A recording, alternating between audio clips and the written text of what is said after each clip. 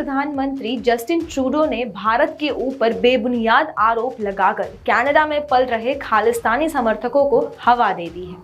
जी हाँ, प्रधानमंत्री ने इन आरोपों के बाद कनाडा के अलग अलग राज्यों में खालिस्तान समर्थकों ने ऐसी साजिश रचनी शुरू कर दी जिससे वहां रह रहे न सिर्फ भारतीयों बल्कि डिप्लोमैट्स और भारतीय दूतावास के लिए बड़ा खतरा पैदा हो गया है। जानकारी के मुताबिक खालिस्तानी समर्थकों ने 25 सितंबर को कनाडा के हाई कमीशन और सभी काउंसलेट के बाहर बड़े प्रदर्शन की तैयारी की है। खुफिया एजेंसी को मिले इनपुट के आधार पर पता चला है कि ब्रिटिश कोलंबिया के सरे स्थित गुरुद्वारे में काउंसिल के कुछ सदस्यों ने इसे लेकर साजिश रची है। आपको मैं ये बता दूं कि दरअसल हरदीप सिंह निज्जर की ब्रिटिश कोलंबिया के सर्रे में गुरुद्वारे के बाहर गोली मारकर हत्या कर दी गई। उसकी हत्या इस साल जून के मंथ में 18 को हुई थी।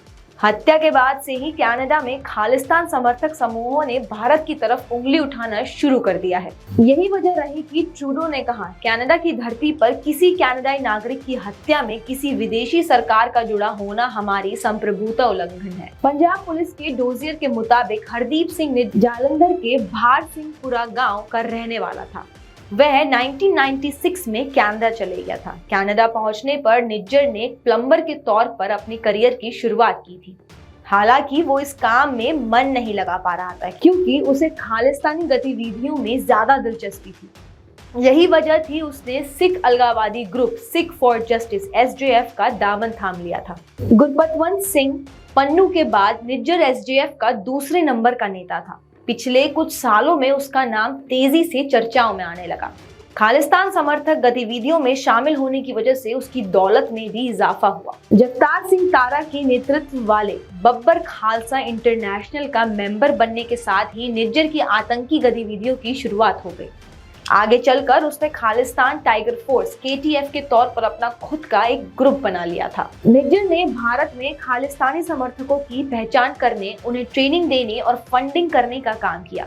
इसकी वजह से उसके ऊपर 10 से ज्यादा FIR भी दर्ज हुए। 2014 में स्वयंभू आध्यात्मिकता नेता बाबा बनियारा की हत्या की साजिश रची थी। 2015 में उसने मनदीप सिंह धालीवाल के लिए कनाडा में ट्रेनिंग कैंप लगाया। मनदीप को पंजाब में शिवसेना नेताओं को निशाना बनाने भेजा गया था, मगर मनदीप जून 2016 में पुलिस के हत्थे चढ़ गया।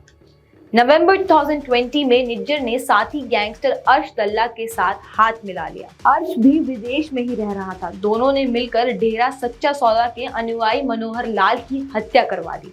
इस हत्या को 2021 में भटिंडा में अंजाम दिया गया। कनाडा के प्रधानमंत्री जस्टिन ट्रूडो ने वहां की संसद में दिए गए अपने हालिया बयान में भारत के ऊपर आरोप लगाते हुए कहा कि कनाडाई नागरिक हरदीप सिंह निज्जर की हत्या के पीछे भारत सरकार का हाथ हो सकता है। उसके बाद से ही कनाडा में बैठे खालिस्तान समर्थक सक्रिय हो गए हैं। खुफिया एजेंसी से मिली जानकारी के मुताबिक खालिस्तानी समर्थकों ने ब्रिटिश कोलंबिया के गुरुद्वारे में सोमवार को PM के बयान के बाद बैठक कर भारत के विरोध में बड़ी साजिश रचने की तैयारी शुरू कर दी है। सूत्रों के मुताबिक ब्रिटिश कोलंबिया स्थित सरे के गुरु नानक सिख गुरुद्वारा काउंसिल के प्रवक्ता सरदार मोनिंदर सिंह ने इस बैठक का नेतृत्व किया। इस दौरान मोनिंदर सिंह समेत कुछ और खालिस्तान और चरमपंथियों ने मिलकर कनाडा में भारतीय समर्थकों, यहाँ के डिप्लोमैट्स और उनके परिजनों के अलावा कनाडा के हाई कमीशन समेत सभी काउंसिलेट के बाहर 25 दिसंबर को बड़े प्रदर्शन की तैयारी की है।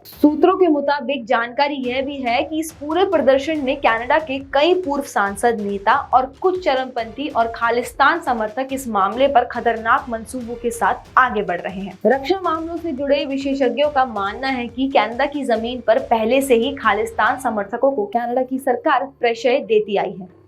यही वजह है कि कनाडा सरकार के समर्थन के चलते भारत विरोधी गतिविधियों इस देश के अलग अलग हिस्सों में लगातार चलती रहती है। बीते कुछ समय में खालिस्तान जनमत संग्रह के नाम पर कनाडा की सरकार न सिर्फ इन भारत विरोधी खालिस्तानियों को सुरक्षा मुहैया कराती आई है, बल्कि कार्यक्रम स्थलों की भी उपलब्ध करवाती आई है। खुफिया एजेंसियों के मुताबिक कनाडा के कई चरमपंथी जनप्रतिनिधि भी भारत के विरोध में खालिस्तान समर्थकों का न सिर्फ हौसला बढ़ाते आए हैं, बल्कि भारत के विरोध में सदस्यों को आगे की रणनीति पर काम करने की सलाह भी देते आए हैं। जानकारों का मानना है कि जिस तरीके से कनाडा के प्रधानमंत्री ने भारत के ऊपर बेबुनियाद आरोप लगाया है, उसका असर अगले कुछ दिनों में बहुत तेजी से दिखना शुरू हो सकता है। एक मीडिया रिपोर्ट्स कहता है कि कनाडा सरकार का भारत के लिए लिया गया एक्शन आने वाले दिनों में भारत और कनाडा के रिश्तों पर बड़ी असर डालने वाला है।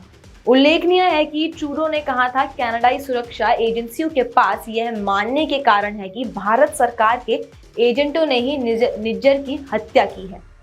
कनाडाई एजेंसियों निज्जर की हत्या में भारत की साजिश की संभावनाओं की जांच कर रही है। ट्रूडो ने जोर दिया है कि कनाडा की धरती में कनाडाई नागरिक की हत्या में किसी भी प्रकार की संलिप्तता अस्वीकार्य है। इसी दौरान एक वरिष्ठ भारतीय राजनयिक को कनाडा की सरकार से निष्कासित कर दिया है। विदेश मंत्रालय की ओर से जारी बयान में कनाडा के विदेश मंत्री जस्टिन ट्रूडो के उस बयान को सीधे तौर पर नकारा गया है, जिसमें ट्रूडो ने संसद में निज्जर की हत्या के तारों को भारत से जोड़ा। साथ ही विदेश मंत्री मेलानी जॉली के बयान की आलोचना की गई है। विदेश मंत्रालय ने कहा है कि भारत एक मजबूत लोकतांत्रिक देश है जहां कानून के नियम के प्रति प्रतिबद्धता है। इसमें आगे कहा गया है कि खालिस्तानी आतंकियों और कट्टरपंथियों की गतिविधियों से जुड़े मामलों में कनाडा सरकार का कुछ न कर पाना लंबे समय से हमारे लिए चिंता का विषय बना हुआ है। आपकी इस खबर में क्या राय है? क्या कनाडा के पीएम जस्टिन ट्रूडो ने सही कहा है या गलत कहा है? क्या भारत को इस चीज के लिए उन्हें दोषी ठहराना चाहिए? आपकी इस खबर में क्या राय है? हमारे कमेंट बॉक्स पर जरूर बताइएगा। तब तक के लिए देखते रहिए न्यूज़ 1 टुडे।